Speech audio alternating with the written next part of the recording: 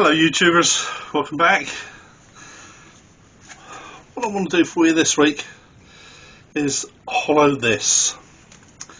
It's quite an old piece of wood.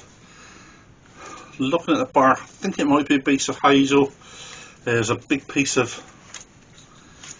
all down through there where branches broken off and rotted away. It's ever so light. It's been in my wood store quite a while. It's still quite solid. Now what I'm hoping to do is cut some of this top away and hollow down through there, see if I can leave some of this on, and I think that look quite nice. Looking in there, I think that look quite nothing practical whatsoever, but it may look nice. So what I'm going to try and do is turn the outside, lose some of these bits off of there, that piece off of there. Now it may be that it's what I've got in mind is not possible, in which case that will go in the firewood pile and this film be deleted. But if I can get anywhere close to what I want, you'll see the final result. So sit back, strap yourself in, see how I get on. I now have this all set up in my lathe. I've turned the tenon on the right hand side so that I can hold that securely in my chuck, and I've got a revolving centre on the left hand side of the screen as you're looking at it. And I'm just going in with my spindle roughing gauge and just going to start trying to turn this into some sort of shape. Not quite sure what shape it's going to be. I think the wood will dictate that. So I'll just start roughing it down, have a look at it, see what it looks like, and see what I can do with it. This may be that as I go through that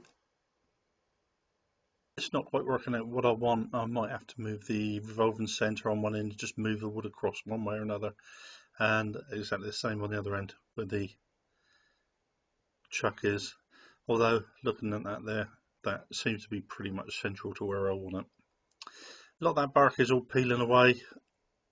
I don't particularly want that on there. It's all quite loose, quite flaky, and that will all come off very shortly, and we can have a look and see what the wood is like underneath. And hopefully there's a nice bit of green under there. This is going to be the neck of the vase, and I'm just going through and just tidying this up. And I will stop the lathe very shortly and just have a look and see what we've got. And that does look quite good actually. Pretty much where I want that to be as well. So I'm just carry on turning this away, try and get down. Really what I want to leave is where the two folds, where that damages, that rotted branch come through. I want to try and leave that through there as much as possible so that the wood is quite natural where it curves in on itself.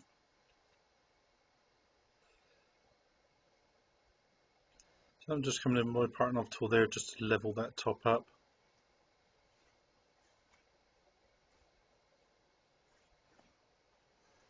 And then we're going to go back to just turning that way. Trying to get a nice clean up cut up through there. That's pretty much the final shape I want through there. And the same the back end of the bowl as well, vase. As you see from that wood there, it is very pale. There's very little grain pattern in there, hardly anything to look at all. So then we go to hollowing, and the very first thing I'm going to do, I'm going to push a, I think it's 32mm spade bit. I'm going to push down through there and get down through as far as I can with that, just to hollow that centre piece out.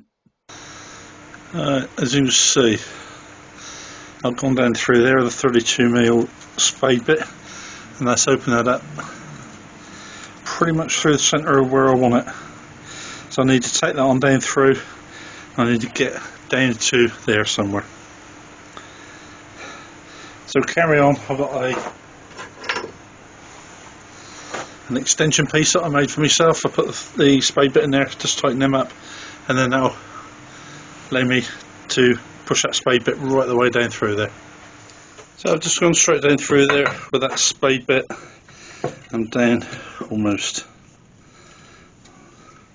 to the end of there, which as you see takes me down to there, which is plenty deep enough.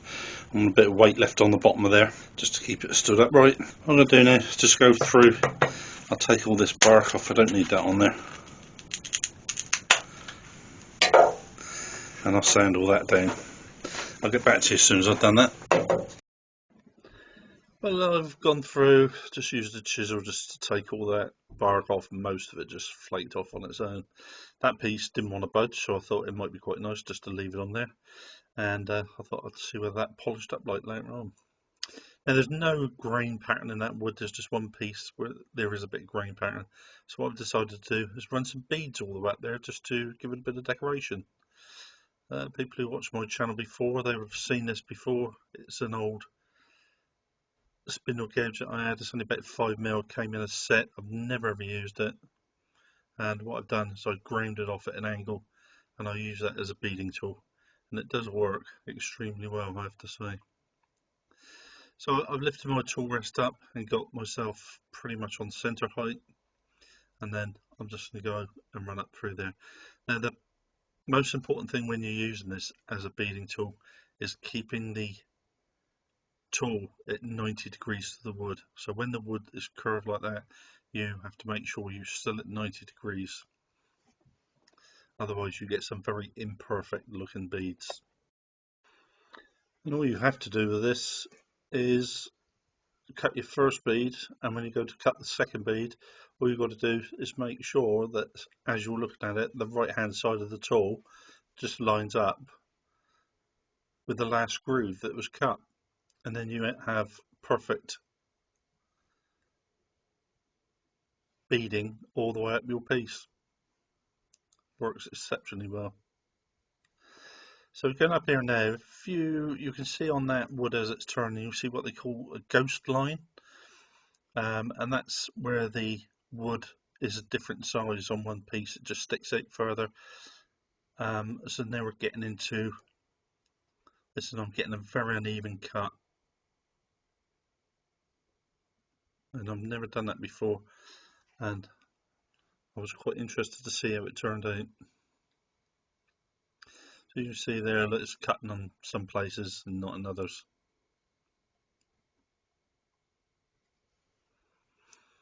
So I decided I didn't want to go all the way through, because it was actually, when I went on a little bit further than this, I was actually cutting less than what there was wood. At the bottom I was getting a cut all the way around. Now it was just cutting in a couple of places, and it was leading to quite a lot of tear out in the wood, so it was going very lot of chips. But I carried on and managed to do most of the bowl. I did decide after that I was going to use a piece of wire and just to burn that line that actually highlighted the beading, which worked very well where I had a full cut, but didn't work very well at all where the wood was broken.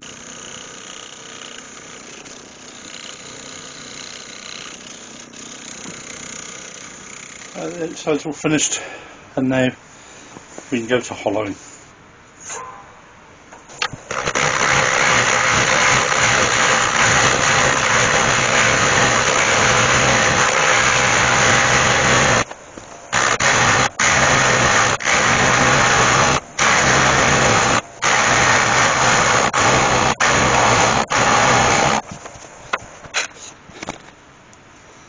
Alright, gradually getting there.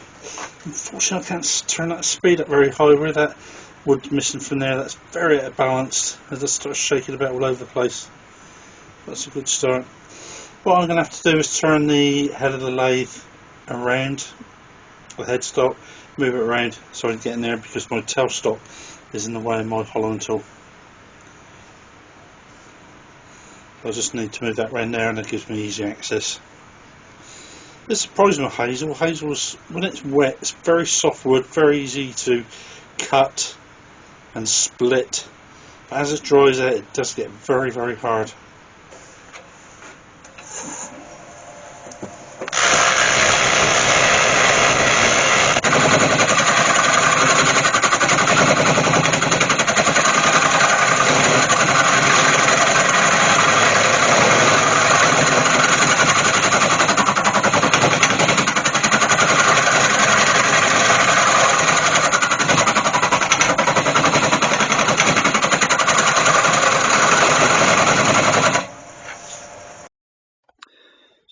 pretty much as far as I could with my hollowing tool, and what you're looking at here now is my Hope hollowing tool, and you are looking at a 7-inch monitor.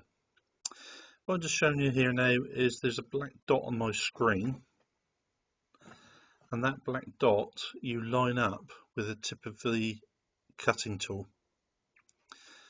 So anyway, I'm just showing you my monitor. That's what I look at. So there you can see I've put my finger over the top of the tool, and you can see that quite clearly, that black dot. And then what happens is when you put that inside of the workpiece,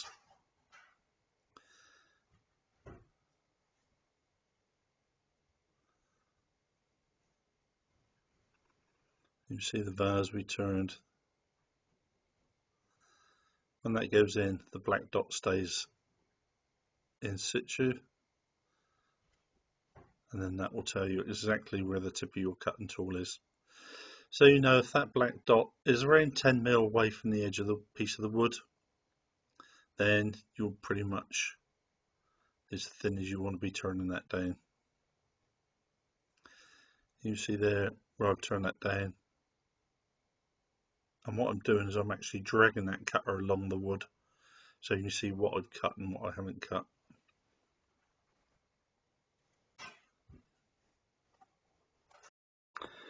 Now I am quite a big fan of the hollow form. I do like making them. I get a lot of enjoyment out of making them, but unfortunately, as a spectator sport, it's probably right up there with underwater polo.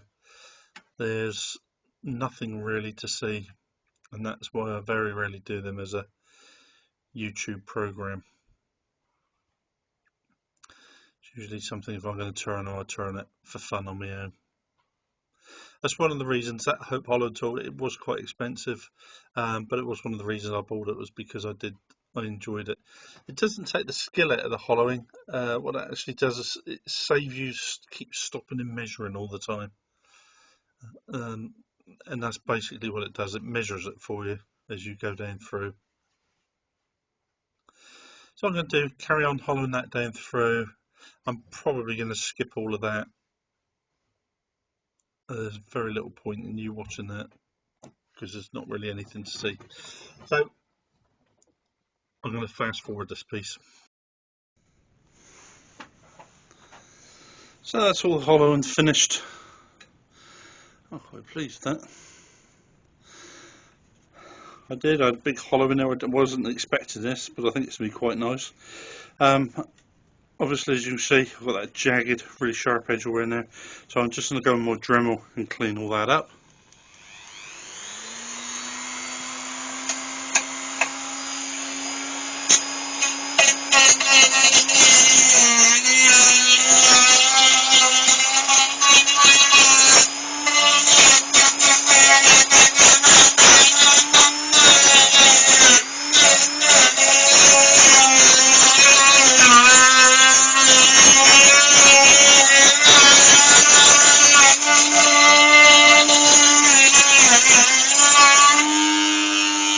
Good. The other thing I want to do is take all of this out of there. So you see this, like that piece down through there, I didn't want that in there. So just take that out as well.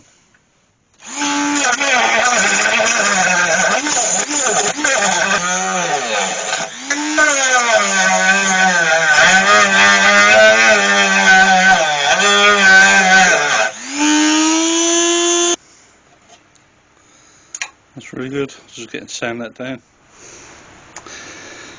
I'm going to colour this. There's not a fantastic amount of grain in there. There's quite a nice bit coming through there, but that's about the only place.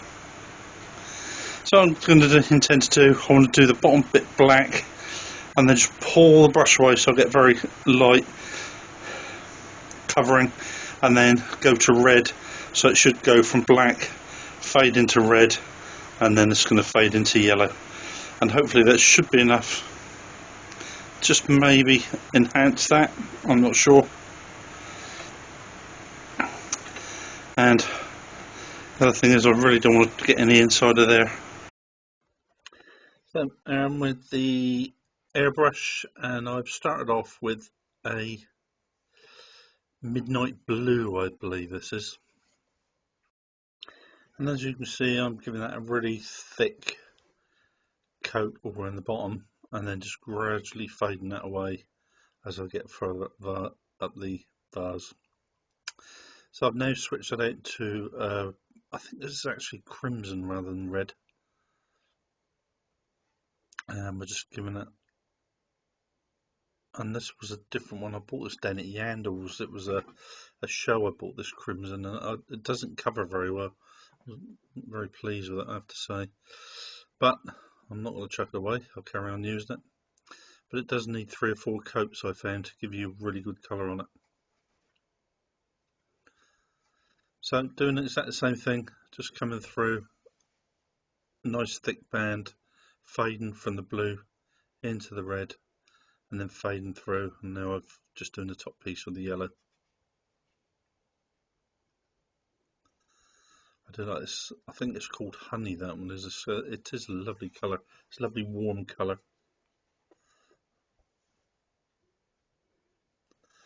What I've done now, I didn't like that blue on there very much, so I've switched back, and I am actually using black now and just covering that over. I wanted quite a nice contrast between the red and the blue, and the contrast between the black and the red, and I didn't think the blue gave me that contrast I wanted. So that's that all finished, and I'll just give that a few minutes to dry off. It is water based, so it doesn't take very long for that dye to dry. What I've done is put some wax on top of that wood dye and over that bark, and that should polish up quite nice.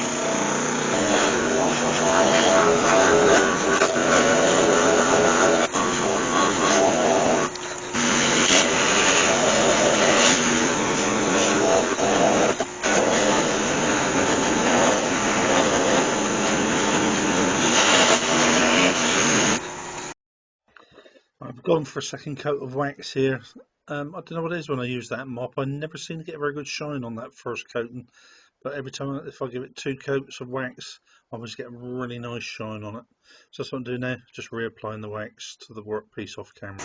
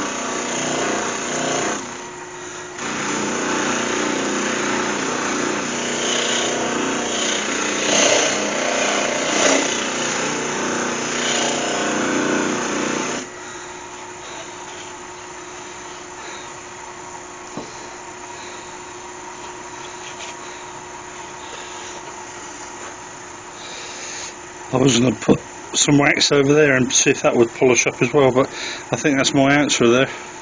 All that wax is just sitting down in there and not actually doing anything, and it won't polish out either, or the mop won't take it out. That's pretty much finished. And I've got red dye all over my mop.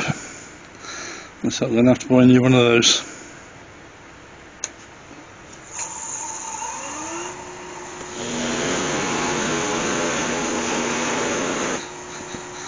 I've never tried that before. Well, that's brought out really nice. That was all covered in like old sand sealer and wax.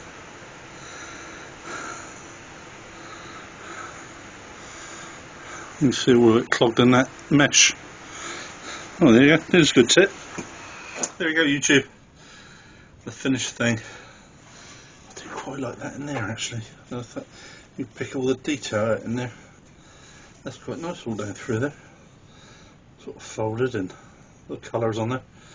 Doesn't quite nice.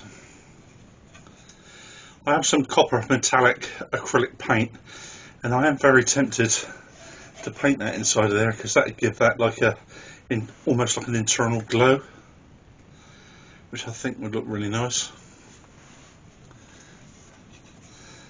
That was a bit of an added bonus. I quite like that. I quite like that coming through there. I didn't really have any plan when I started out. I just thought I'd start hollowing it and see what it looks like, and it has turned out quite well. I quite like that. From a rotted, twisted, damaged piece of hazel, I'm going to take that up to my wife in a minute, and she said that's very nice, what shall I do with it? It's got no practical use whatsoever. And I always say to her, if it's got no practical use, it must be a piece of art.